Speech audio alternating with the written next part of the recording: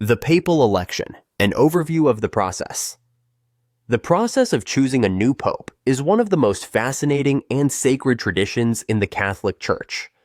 Known as a papal conclave, it is an event steeped in centuries of history, symbolism, and divine purpose.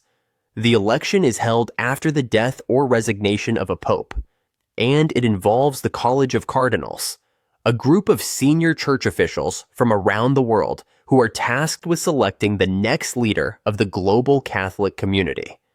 This process is governed by strict rules outlined in church law and is designed to ensure that the decision is guided by prayer, deliberation, and the will of God. Preparations for the conclave. Before the conclave begins, there are several important steps to prepare for this monumental decision. First, all cardinals under the age of 80 are eligible to vote and are summoned to Vatican City. These cardinals gather for a series of meetings known as general congregations, where they discuss the current state of the Church and the qualities needed in the next pope. During this time, the Sistine Chapel is prepared to serve as the location for the conclave. Special measures are taken to ensure absolute secrecy, including the installation of electronic jamming devices to prevent outside communication.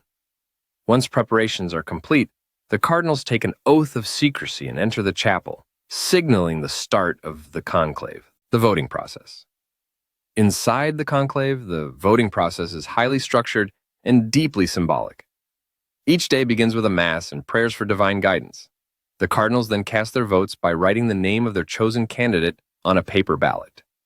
These ballots are placed in a chalice and counted by designated officials.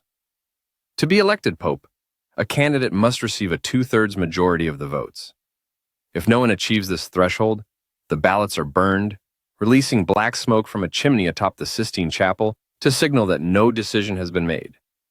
This process is repeated up to 4 times a day until a consensus is reached.